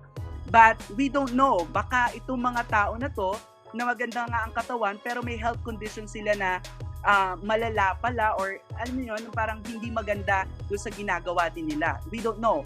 And I think, ayun nga, with the consultation and considering yung mga advices ng mga taong mas nakakalam, mas magiging safe tayo.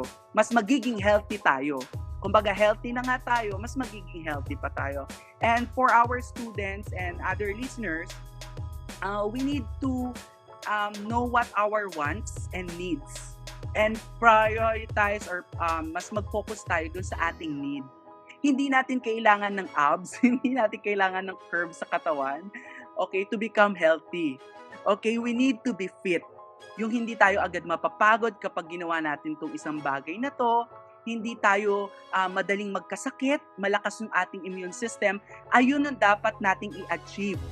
Why we do diet or proper diet, why we do correct exercise. Ayun yung kailangan natin, ayun yung need natin. And yeah, I would say at the end of the day, bonus na lang yung form kasi lagi ka nag-exercise, active yung lifestyle mo, at healthy yung kinakain mo. After 6 months, 1 year, 2 years, ma-observe mo, may abs ka na, may maganda ka ng chest, nang hindi iyon na nakikita mo na gusto mong goal or achievement. Diba? Let's start with the very important things, which is our health. We need to be fit and healthy. Diba? Yun, hindi maganda yung may form ka, may abs ka, pero alam mo yung sakitin ka, lagi kang nasa loob ng bahay, like, or mayroon kang maintenance na gamot because you have this kind of illness. Hindi yun maganda. So, ayun lang sa akin. Thank you. Okay, so thanks for the both of you guys. I mean, on point. Like, seeing it, like the world standards. No, I know that you guys are also familiar with this, but whenever we think about that kind of body structure, that but you have to get some abs, you have to get some, this kind of type. Let's say, for example, ideal body. The world standards would probably tell us you have to get this type of body structure for you to say that you're healthy. But I don't think aesthetic is, our main goal here, our main objective, because aesthetic, or let's say ideal body, is just a bonus of being healthy.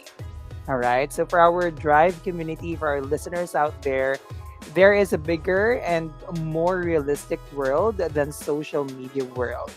All right.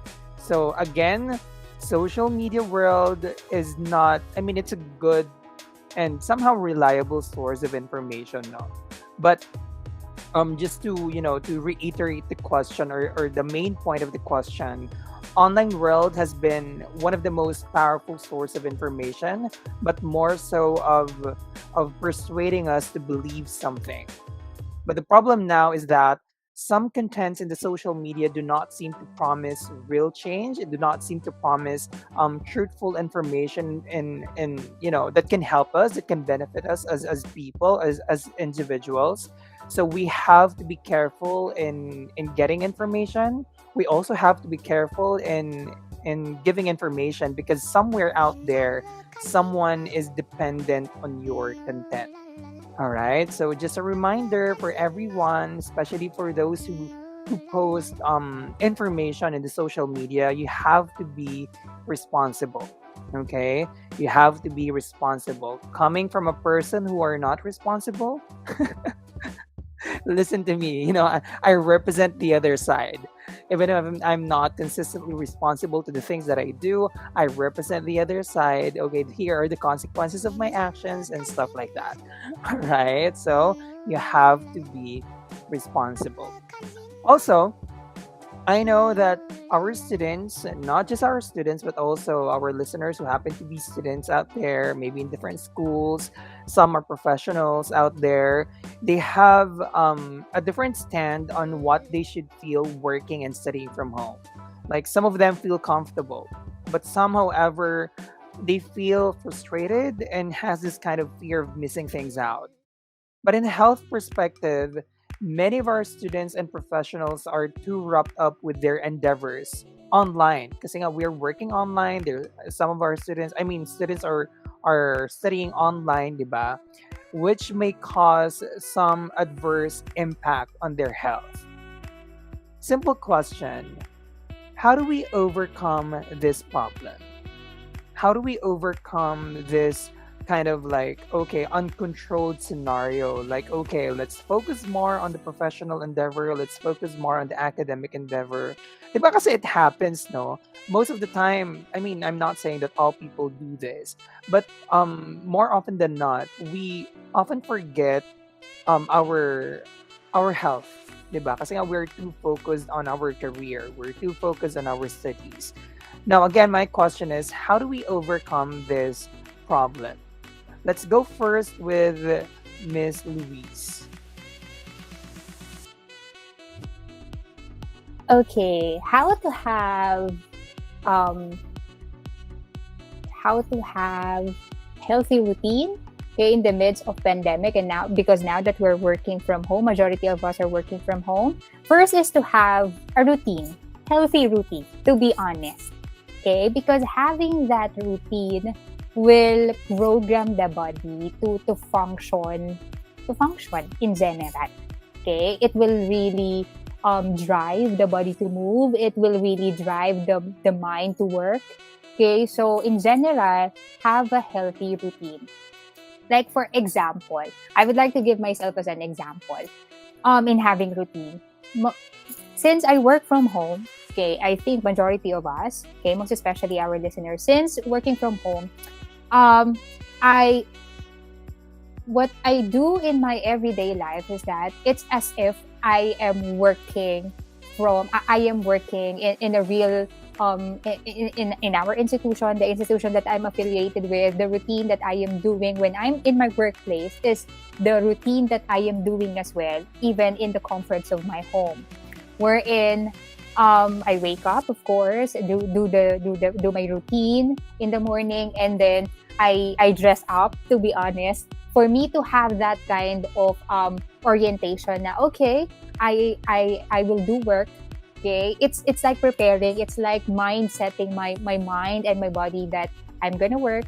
Okay, that by doing this, by putting the right clothes for work, by preparing in general, okay, for work is that.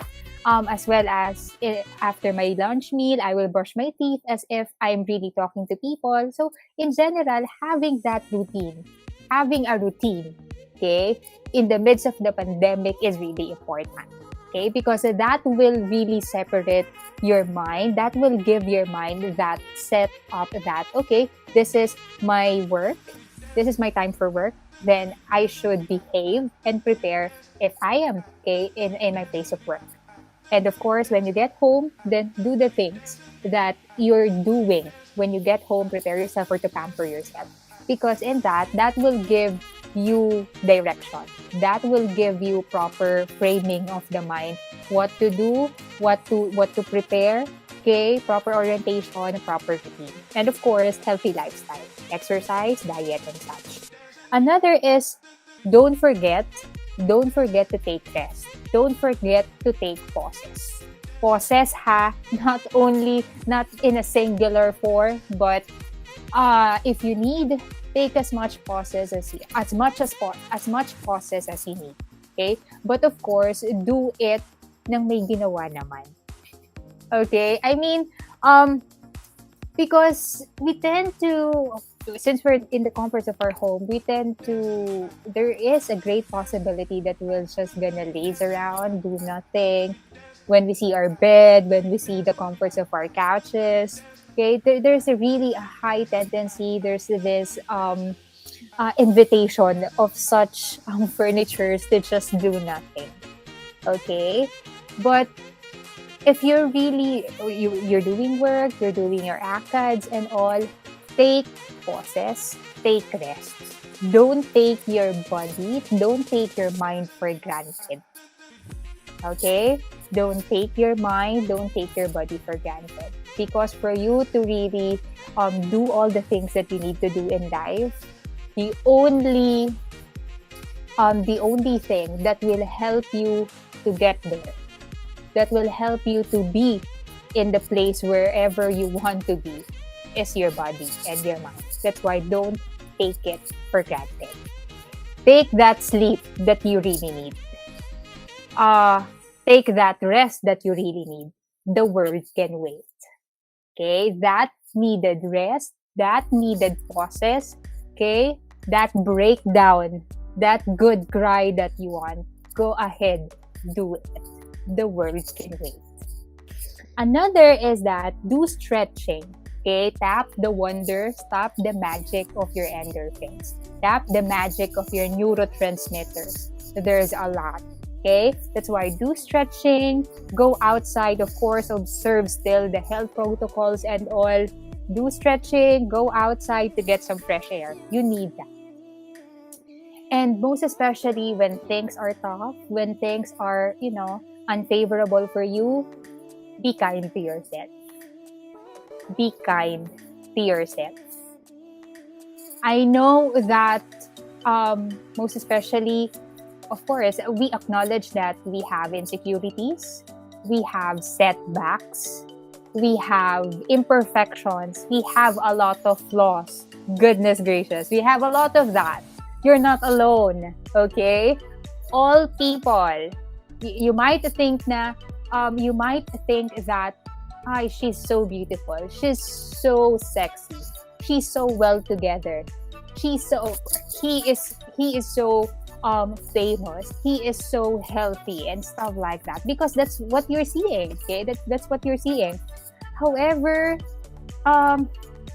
it really affects us. May it be physically, may it be mentally, may it be emotionally. That's why those setbacks, those imperfections, those flaws, those things that we think that we don't have, stop that. Be kind to yourself. Okay? Be kind to yourself. Stop that thoughts. Stop that rumination. But rather, be kind to yourself, most especially when you need it. Okay? And lastly, would be don't be afraid to ask for help. I know it's too overwhelming at times. I know that it's hard, most especially to those people who are not used in asking for help. But you know what? Let me tell you this.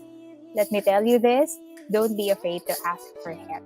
Maybe the people that you are asking, maybe the people around you are just waiting for you to open up.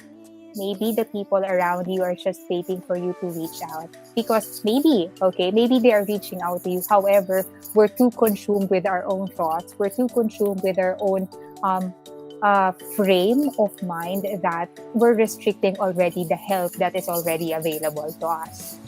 Okay?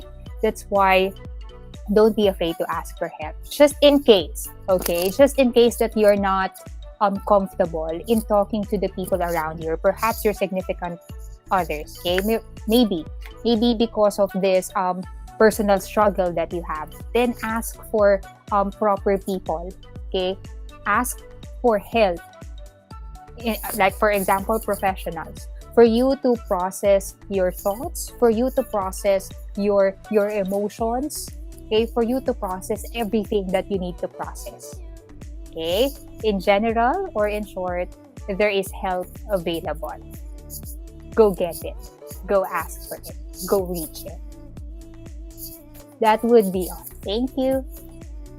All right, thanks, Miss Louise. Like what she said, you gotta take bunches of breaks. You know, do not pressure yourself more. You have to make yourself believe that you deserve to love yourself even more. Like, I mean, you can do it by checking your physical and mental health, right? Now let's go to Yes. Coach M. Yes, thank you.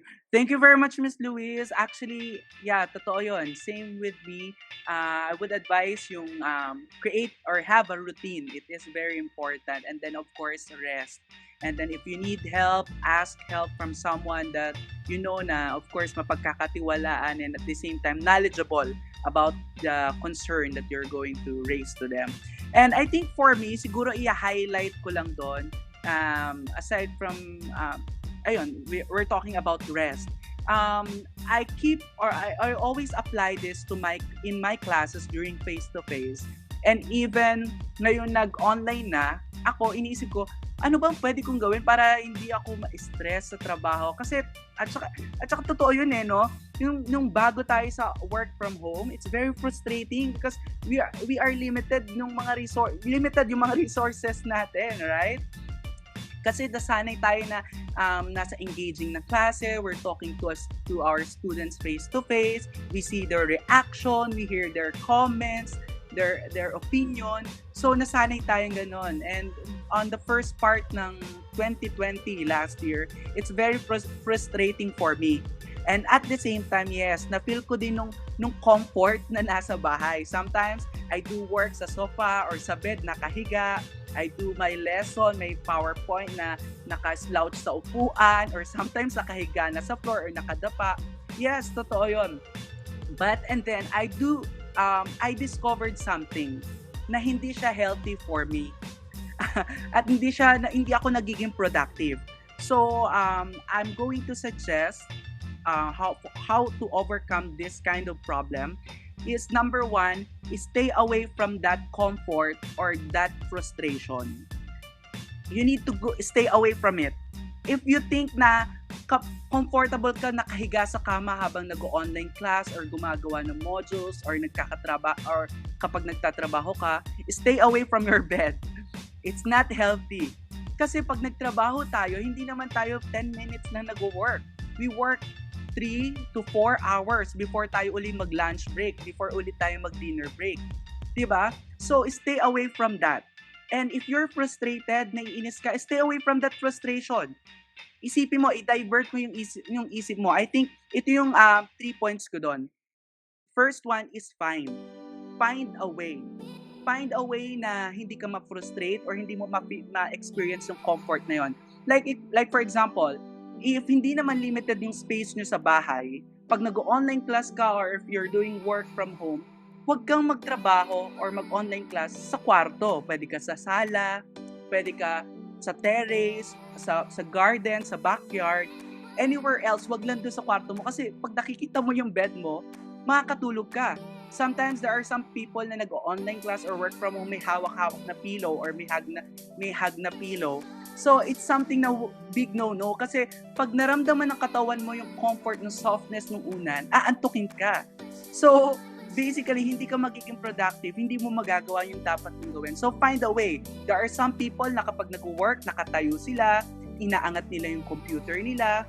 Sometimes, yung ibang tao katulad ko, isa sa mga ginagawa ko, meron akong, I always drink kasi, I'm trying to achieve yung 3 liters a day of water. So what I do, meron ako ditong water sa tabi kung saan ako nagtatrabaho kasi iba-iba ako ng place pag nag-work. Ayoko kasi na isang place lang para pag na-feel ko na naboboard na ako doon, hindi ako nagiging productive, lilipat ako sa ibang space or sa ibang area dito sa bahay para mas makakuha ko ng inspiration or motivation to work pa rin. So ayun nga, iinumin ko yon ng 3 liters of water na yon sa buong araw. So dahil umiinom ka ng tubig, basically, ano mangyayari sa'yo? Maiihi ka. So, mapipilitan akong tumayo sa upuan at mag-CR. So, it's a good break. It's a good break. Yung pagtayo mo sa upuan, maglalakad ka going to the CR and then maglalakad ka pabalik sa upuan mo. It's a great time or opportunity for you to have movement. And it helps. Lalo na kung ang iinumin mo ay 3 liters of water in a day, most probably yung 3 liters na water na yun, ilalabas mo din yun on that day. So, it's a healthy way to have, I think, brain break. Kasi we have this kind of research na nabasa sa Human Kinetics last semester na there was a school in Canada that they are practicing this brain break, and it helps the performance, or it improves the academic performance of their students, and also yung participation, the dropouts ng kanilang mga estudyante ay bumaba. And even yung records nila sa discipline office, the brain break really helps their students and even their school, 'di ba? Para mapababa yung dropout numbers nila, yung number of students na napupunta sa discipline office, and then tumataas yung kanilang ranking in terms of national achievement tests. So with that, I think yung i-advise ko is find something and engage. Second is to get engaged to that activity. Kung yung, like for example, yung simpleng pag-i-stretch mo habang nakaupo, ibigay mo ng 100% doon sa pag-i-stretch na yon, yung time mo, yung effort mo, di ba? Yung paglalakad mo. Huwag kang lumakad diretso sa CR, pwede kang gumawa ng track, pwede kang umikot-ikot. I saw this video sa TikTok, okay? Yung nanay, anong bata is kinder yata or grade 1, basta parang nasa preschool. Yung area ng bata kung saan siya nag-aaral, meron doon parang pathway ng parang car track yata yon or race track yata yon. Before makapunta sa ref, yung bata, before makapunta doon sa CR, so yung meron siyang, may kailangan siya i-trace na daanan. So I think, sabi ko, ay, ang gandang idea no, ang talino nung magulang, kasi naisip niyo na he or the parents understand yung need nung bata, and they provide and they do something para mapunan yung kailangan ng bata. Kasi nowadays ang bata hindi pwede maglaro sa labas, hindi pwede makipaglaro. So they will just do it, yung pagsunod dun sa track or dun sa race track na ginawa ng parent. So engage to it. And third is exert effort. Hindi lang basta stretching. Stretch it properly and full of effort and energy. Not to the full extent na mababalian ka na, ha. What I'm trying to say is do it properly. Kasi yung simpleng stretch na yon, it helps your body para magkaroon ng magandang blood flow, para magkaroon ng supplication or pagsusupply ng nutrients sa ibang parts ng system or ng body natin. Kasi kapag tayo ay stagnant na nakaupo lang, so yung flow ng blood sa katawan natin ay doon lang. Tapos hindi pa tayo nag-exert ng effort, hindi tumataas yung temperature ng katawan natin. So hindi siya nagiging healthy, bumababa yung temperature ng katawan natin. Pag mababa ang temperature ng katawan natin, okay, anong magiging epekto nito? Tinatamad tayong kumilos. Kumbaga hindi triggered or hindi gising yung isip natin, yung brain cells natin, yung mga katawan natin. So as much as possible, do some stretching, katulad ng sinabi ni Miss Luis kanina, bend nyo nung likod nyo, tapos medyo igalaw-galaw nyo yung neck nyo. Huwag yung iwasan yung pagpapatunog, ha. There are some people kasi yung nagpapatunog ng neck. So, ayun lang, simpleng stretching lang. O kaya tumayo tayo minsan, or like for example, pag online class, tumayo tayo or magpaalam sa teacher, pwede po ba tayong mag-break? And I think the teacher, ito yung problem kasi, wala kasi nag-a-approach sa teacher. Sometimes yung teacher, pag nagdi-discuss, dire-diretso magsalita. So, hindi nila napapansin na kailangan ng break ng mga bata. And I think it helps also dun sa pagtuturo para malaman mo kung nakikinig talaga yung mga bata. You can give them break. Break muna tayo. Stand tayo for 5 minutes. Stretch to your right, stretch to your left. So, may entertainment and at the same time, maganda, healthy yung nagiging break ninyo. So, ayun lang. Thank you. All right. Thanks, Coach M. Okay, so yeah, you are coming from different perspectives, but it's so amazing to think that there is an obvious harmony in between. Like, yeah, it is indeed. I mean, it's parang it proves that mental health and physical health are really intact and should be intact every now and then. And I hope our listeners are getting the same feelings, no? Like these kind of, this talk, no, it's very motivational, very insightful, and very helpful for us. And I'm here not just to host this podcast, but to be also one of the listeners to these two amazing people who put things in the right places. No, I'm sure that everyone would agree with that. Let me just try to put this in, um, let's say in one box, right? Like in times like there's a lot of comfortability that blinds you to be healthy. We often forget ourselves because of too much pressures in this world, like work and studies. Of course, we have professionals out there, we have students out there who are now listening to us, and also we often forget to listen to our body needs, diba? But this podcast would like to remind you that you have to redeem your mental health by finding your movement. All right, you got to control your time to rest, control your time to work out, the amount of food that you take, and make sure that most of them are healthy. And you got to make sure that you listen to your body oftentimes. All right. You also have to check your mental health as well. Like you have to relax. You also have to manage your thoughts, and you have to help yourself out, because that's going to empower and that's going to fuel you up to do great works in the future. The beauty of this podcast is that you can always go back to this to remind yourself on its specifics. Okay, so if you let's say for example, if you want to remind yourself about being healthy, one of the ways now, you just have to listen, or you just have to go back to this podcast, because we offer um different perspectives and different knowledge, and we assure you that these knowledge coming from our experts are reliable, because they've also experienced the same thing. They studied it and they researched about it. All right, so Coach M and Miss Louise, any last words you want to greet someone, or anything you would like our listeners to remember before we wrap up? Okay, let's go Okay, to Miss. I think I'll go ahead. All right. Actually, this to sum it up, okay, this is in line with what Coach M had mentioned a while ago. To those people who are, I think, not investing, okay, or not taking care of their bodies and all. Okay, I think this is my wrap up thoughts for that. To those people who are hesitating to invest to their mind and body, or who are taking their body for granted, the best investment is investing to your mind and body, so that you can do better and serve better if you are physically and mentally healthy. There's no other way for that. Thank you. Ed. Okay, thanks, Miss Louise. Coach M. Yes, thank you, thank you. Um, just to add lang, I think for me, for our Drive community, to our listeners, um, this is one of the best lesson I've learned. I've learned from this situation, the pandemic, the lockdown. We can go back to basics for us to be healthy. There's nothing wrong from remove that automatic or convenient thing around us. Like for example, remote control.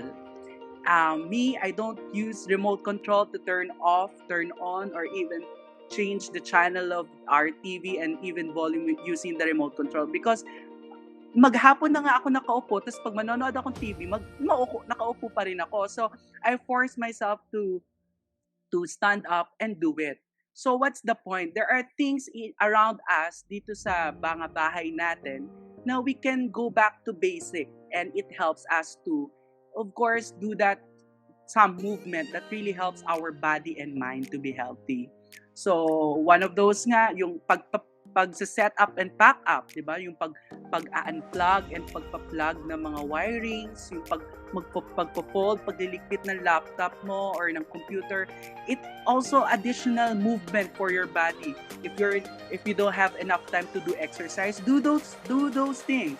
Or like for example, yung pag-inom ng water sa table mo, sa study area mo, para pag umlaihi ka, you can go to the comfort room, tatayo ka, maglalakad ka, or you can have 5 to 10 minutes, you can do jumping jacks, o kaya habang nagle-lecture si teachers, or hindi mo maintindihan ng module mo, you can just stand up and do 30 jumping jacks, brain break, di ba? So, with those simple activity, okay na, or routine or exercises na pwedeng mong gawin, pag pinagsama-sama mo yon, everyday mo siyang ginagawa, malaki yung lifelong benefits nito sa iyo, sa katawan mo. And di mo mapapansin na inaani mo na pala or na-experience mo na pala yung benefits na yon.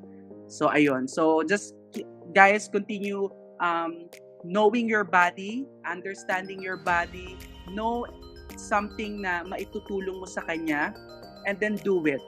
So, ayun nga, ang investment natin is yung katawan natin, yung ating health.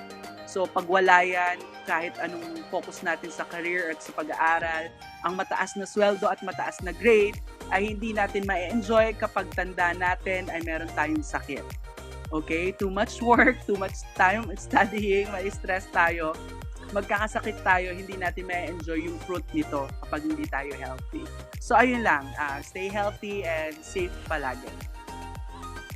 All right. Thanks, Coach. Yeah. Guys, our for our Drive community, no. From all the responses they've given, our experts, no, there is like parang a bigger picture of how health must be taken holistically. Like there's nothing wrong with having a healthy lifestyle with none of those checks on those boxes, like going to the gym or being that athlete or starving yourself, no, for having that ideal body. Yes, going to the gym or having an extra workout is great, really, but um I mean there is a bigger picture ahead of us. Like who doesn't want to have the best of who doesn't want to have the best of both worlds? Like having an ideal body and at the same time you're healthy. But if you have the same thoughts as most of the people out there and you think that you are not ready for the pressures inside that, that room, that gymnasium, you gotta try to make yourself believe that whatever your ways and whatever your days of trying, as long as you are healthy, as long as your heart beats normal, as long as you eat healthily, toxins don't last long sa katawan natin and you do not allow stress to build its community within you.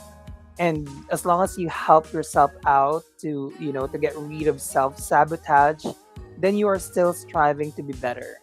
All right. And from all the talks with our experts here, let me just tell you this. All right. Simple quote or simple statement. No, and we often hear it somewhere else or, with our, friends and colleagues and one of our family members. You have to take care of yourself. All right. Take care of yourself. You have to stay hydrated, as mentioned by Coach M. You have to eat healthy, you have to do at least basic workout and even give yourself an enough time for sleep and productivity, even though people do not see it as significant nowadays, diba? Okay? You have to find time, perfect time for sleep and perfect time for productivity. Also, you have to train your mind, read books for pleasure. You have to run your days with some breaks for doing your hobbies, for listening to music, for looking for an art that make your day brighter, diba? You have to do things that make your heart jumps into great places, that makes you happy. Also, you have to give the right amount of everything. Like, do not overconsume, as mentioned by Miss Louise. Do not overconsume. Do not make things less. All right. Also, personal advice: live with nature.